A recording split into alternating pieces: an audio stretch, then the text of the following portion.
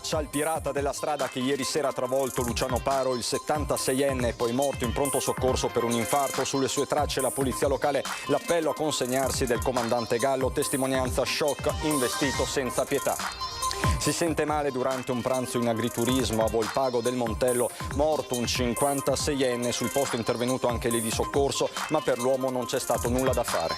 Restano da chiarire le cause dell'incidente che è costato la vita a Federico Baratto, morto ieri dopo un volo dal deltaplano Borso del Grappa. Oggi tragedia col paracadute nel Vicentino. Villorba sopralluogo e inaugurazione con Zaia domani per il nuovo Vax Point della Marca nell'area dell'ex Maber. Obiettivo 6.000 dosi al giorno, sarà il più grande del Veneto.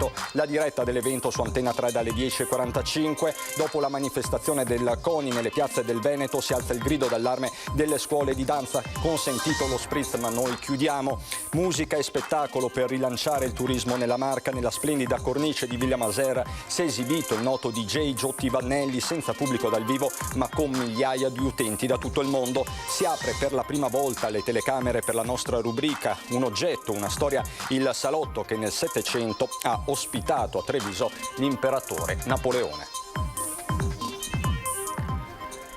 Bentrovati, buonasera telespettatrici, telespettatori di Antenna 3. La cronaca in primo piano perché è ancora caccia al pirata della strada dopo che ieri sera verso le 19.15 un uomo è stato investito in via Podgora a Treviso, un uomo di 76 anni che poi è stato portato al pronto soccorso come vi abbiamo raccontato ieri sera, ma poi è morto per un infarto. Ebbene, caccia appunto all'uomo o alla donna, non si sa al momento, che lo ha investito. Le testimonianze che oggi ha raccolto Lucio Zanato sul posto sono davvero impressionanti. Stavamo andando via di casa e praticamente abbiamo sentito un fortissimo boato, sembrava un boato. Ho guardato dallo specchietto retrovisore e sembrava un cane. Pensavo fosse, sì, è stato investito un cane e invece poi ho visto che era una persona, un signore insomma che tra l'altro è anche del quartiere che noi conosciamo benissimo. C'è forte commozione nelle parole della signora Monica per Luciano Paro, morto ieri sera dopo essere stato toccato da un'auto in corsa qui lungo via Podgora tra la chiesa votiva e la tangenziale.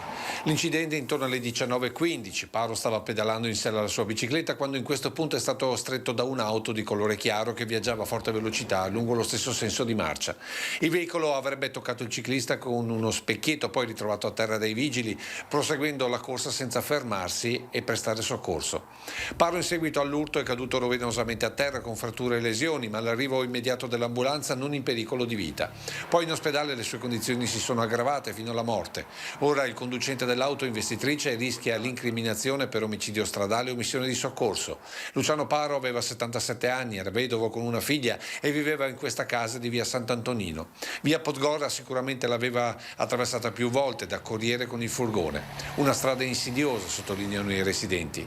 Qui corrono tantissimo, noi è già 2 anni che facciamo presente questa cosa, noi abbiamo tutti i bambini, vede, abbiamo tutte case con bambini, qui non c'è una segnaletica, no, abbiamo chiesto più volte che ci fossero dei dissuasori di velocità. Cosa state facendo voi in consiglio e soprattutto in comune? 2 settimane fa è stata portata in giunta una comunicazione per mettere in sicurezza i 2 incroci, quello da parte dell'Aurora, per intenderci, è questo. Ieri il comandante mi ha assicurato anche che sarà installato un box tipo autovelox, diciamo, per il controllo della velocità. Quindi le cose le stiamo facendo e siamo a conoscenza. Sicuramente verranno realizzate il più presto possibile, spero subito nei prossimi giorni. Comandante della Polizia Locale Andrea Gallo che lancia un messaggio forte e chiaro al pirata della strada. Da ieri sera gli agenti del nucleo di polizia giudiziaria e del nucleo di infortunistica stradale stanno lavorando ininterrottamente, visionando tutte le immagini del sistema di videosorveglianza della città per dare un nome e un cognome a questo pirata della strada. A lui faccio un appello e un monito: costituisciti il prima possibile presso un organo di polizia in modo tale da alleggerire la tua posizione, evitare l'arresto e chiarire la vera dinamica del sinistro. Se così non fosse, sicuramente nel giro di 48 ore Il comando di polizia locale di Treviso riuscirà ad individuare il responsabile e affidarlo alla giustizia. Insomma, il cerchio si stringe, ovviamente il riservo è altissimo, ma ci sono ovviamente degli indizi probabilmente inequivocabili. E la cronaca ci porta sul Montello per un pranzo finito in tragedia. Questo quanto successo intorno alle 14 di oggi all'agriturismo Basei di Venegazzù di Volpago. Un uomo di 56 anni infatti ha perso improvvisamente la vita dopo un malore fatale avuto al tavolo del ristorante. Immediati soccorsi del SUEM 118, sul posto anche con l'elisoccorso, ma per il 56enne non c'è stato nulla da fare. Ancora poco chiare comunque le dinamiche. Non si esclude che il 56enne possa essersi soffocato con un boccone di cibo. Il malore infatti, come dicevamo, è avvenuto proprio mentre stava mangiando. Ed è una dinamica ancora tutta da chiarire quella che ieri a Borso della Grappa è costata la vita a Federico Baratto, il 52enne precipitato dal proprio deltaplano. Una tragedia inspiegabile anche perché l'uomo era un campione, un esperto, così almeno tutti lo ricordano.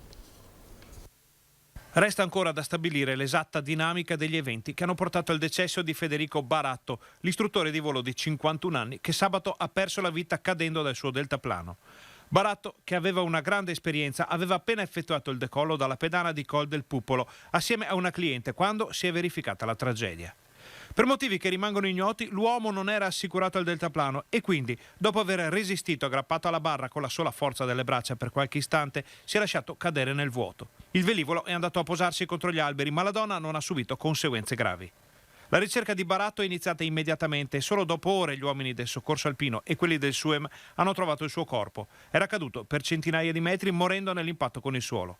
La vicenda ha destato grande scalpore nell'ambiente, dato che il 51enne di Borso del Grappa, già campione italiano per la classe ala rigida, era conosciuto per la sua grande esperienza.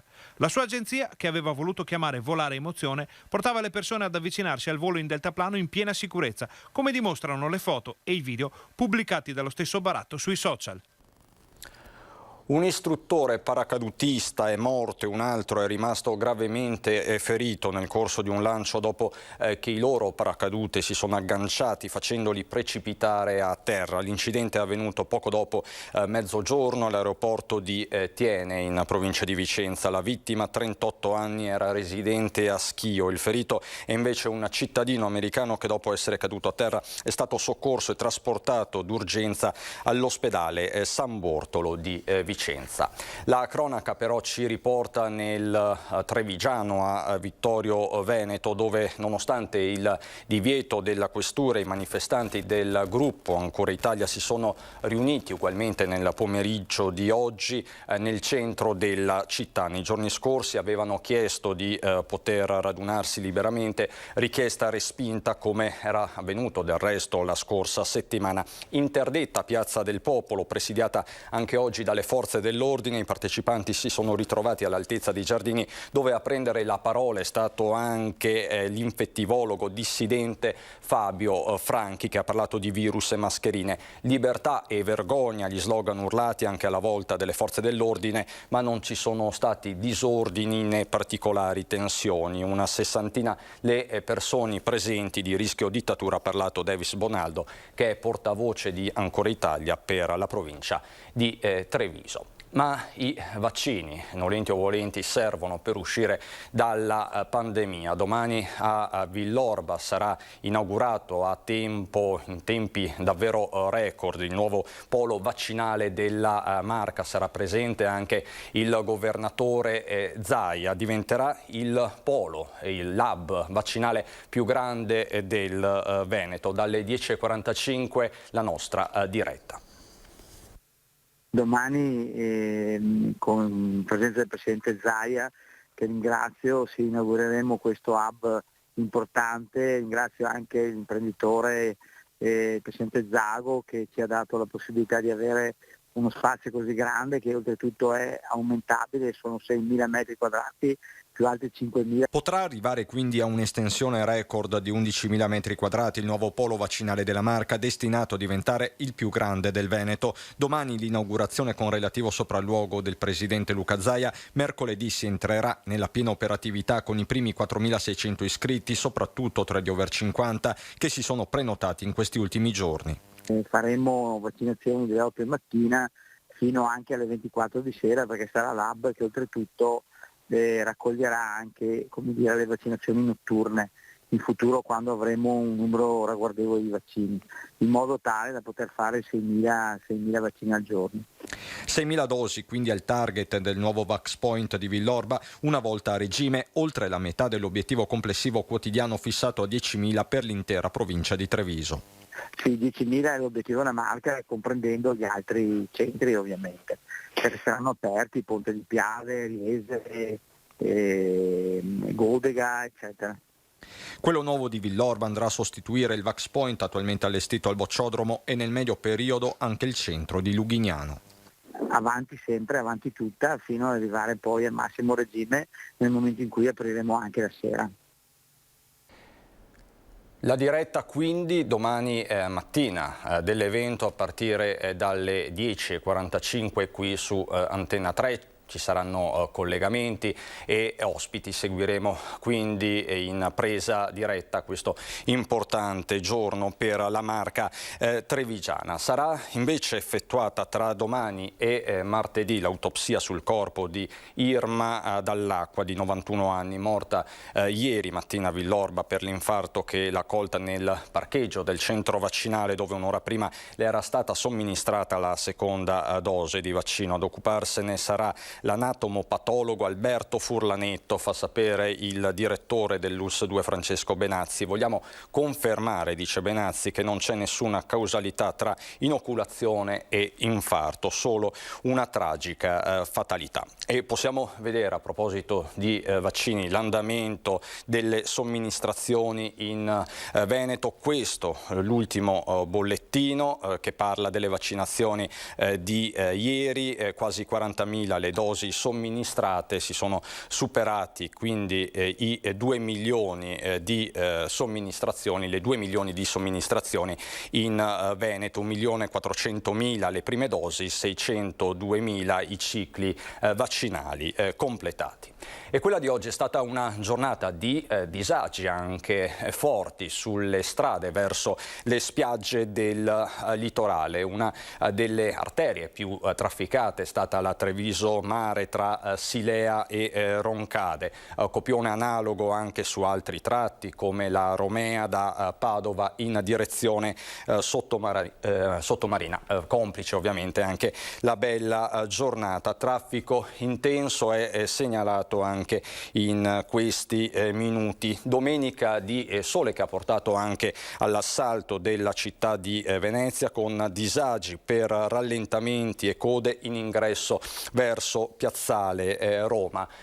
Per quanto riguarda invece la città di Treviso, la polizia locale parla di un flusso importante, oggi caratterizzato da più famiglie che minori. Ragazzi si sono visti soprattutto nella giornata di ieri, plateatici regolari, nessun esito e nessuna sanzione. Questo l'aggiornamento da parte della polizia locale. Centro di Treviso che ieri è stato la location della protesta del mondo dello sport, il grido d'allarme da parte del CONI per le società sportive, ma c'è un settore che sta soffrendo più di altri, è quello della danza. La mia palestra semplicemente rischia la chiusura, penso come tante altre, molte che stanno già anche chiudendo. I fatti non si vedono, quindi i bonus, i sostegni non si sono visti, con troppi vincoli, con troppi cavilli, quindi il rischio è di chiudere semplicemente. Dice di non aver visto ristori né bonus a Silvia Ruffin, titolare di una scuola di danza a Villorba, danza orientale in particolare, disciplina rimasta esclusa dagli elenchi ufficiali per troppo tempo. L'ambito della danza è rimasto completamente fuori, perché c'è il concetto di sport, ma la danza non è solo sport, non è solo movimento fisico, la danza è corpo e anima. e non viene, probabilmente è un concetto in Italia che non viene considerato. Infatti non tutti considerano la danza come un lavoro. Quindi siamo proprio fuori dai concetti generali. C'è la danza sportiva, ma la danza è anima anche. E questo con implicazioni psicologiche per allieve e allievi di tutte le età. Sia individuale ma anche di tutte le persone che da un anno non riescono e non possono assolutamente frequentare nessun corso, però è importante lo spritz. È importante lo spritz. Quindi apriamo tutti i bar, ci mancherebbe altro, cioè tutti devono lavorare, ma il nostro non è un lavoro secondario, lavoriamo sulle persone, sul benessere delle persone. Da qui l'esasperazione dopo mesi difficili nei quali l'attività online non ha certo compensato quella in presenza. Quando per un anno intero ci dicono che lo sport è importante, che per la salute pubblica, perché altrimenti grava sul bilancio dello Stato, però all'ultimo siamo veramente quelli che ancora sono chiusi. E le conseguenze derivanti dalla pandemia sono innumerevoli, ci sono quelle psicologiche. Anche per questo l'ULSS 2 ha organizzato un corso di formazione per preparare un team dedicato che si occuperà delle esigenze dei sopravvissuti alle cosiddette morti violente. Nel 2020 alla prefettura di Treviso sono arrivate 56 segnalazioni di casi di suicidi, quasi una settimana, 74 nel 2019, più del doppio qualche anno prima, senza contare chi ha tentato il gesto estremo. Tra il 2015 e il 2016 poi il suicidio è stata la seconda causa di morte tra i più giovani. Dati preoccupanti di un fenomeno da monitorare per comprenderne le cause e su cui lavorare dal punto di vista della prevenzione. È così che il precostituito tavolo provinciale sui gesti suicidari ha deciso di fare un ulteriore passo in avanti con un'iniziativa unica nel suo genere in Italia per affiancare e sostenere i sopravvissuti ad eventi traumatici, alle cosiddette morti violente. L'ULSS 2 ha dunque organizzato un corso di formazione del personale che interviene sul luogo dell'evento o nei momenti subito successivi. Formare una serie di persone, di volontari che avranno il compito di intercettare in modo tempestivo i sopravvissuti da morti traumatiche per suicidio, omicidio, incidente stradale. Possono essere familiari, congiunti, amici, compagni di scuola o di lavoro che si trovano ad affrontare un evento estremamente traumatico anche per loro. Traumi profondi che richiedono l'intervento tempestivo di un team multidisciplinare che aiuti i sopravvissuti ad elaborare il dolore.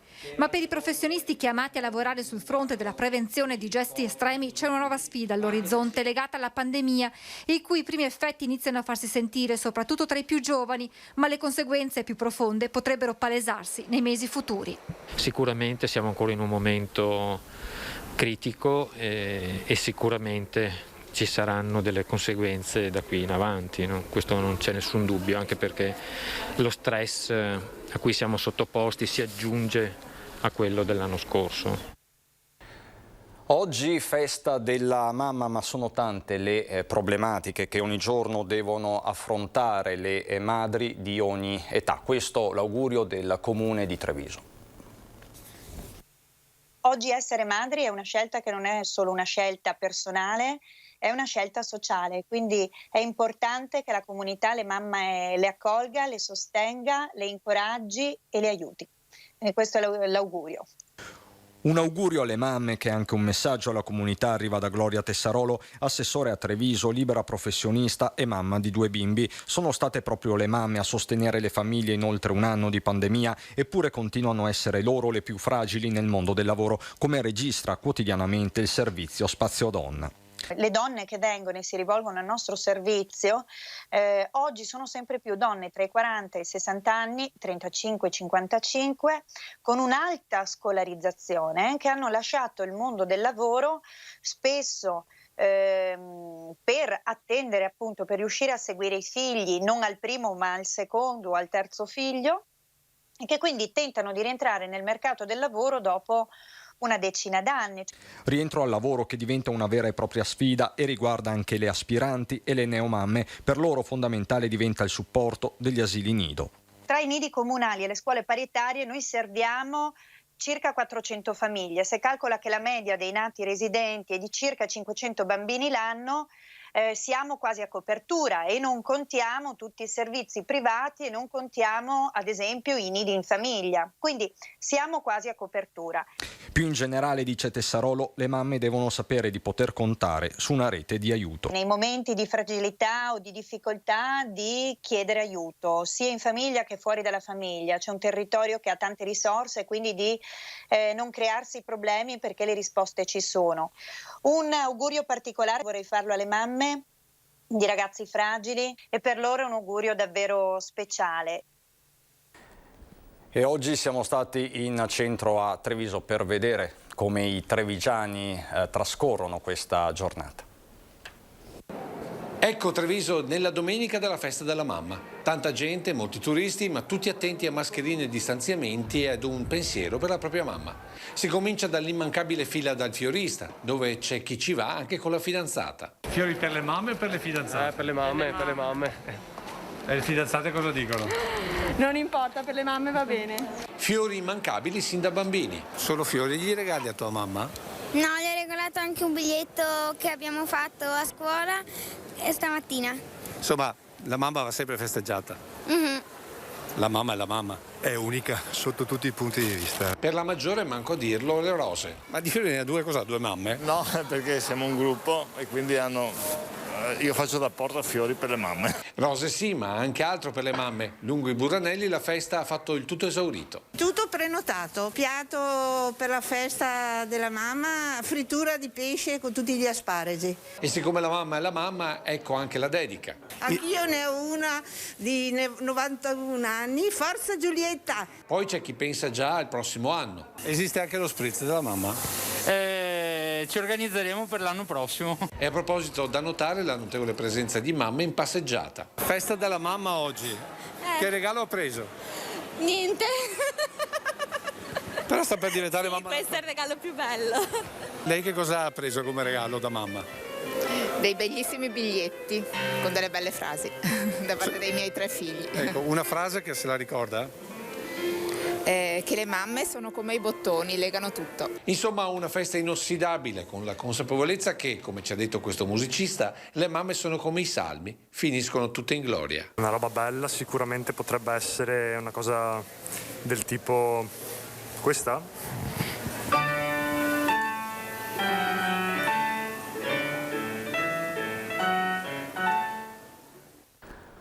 Ritorniamo dopo la pubblicità.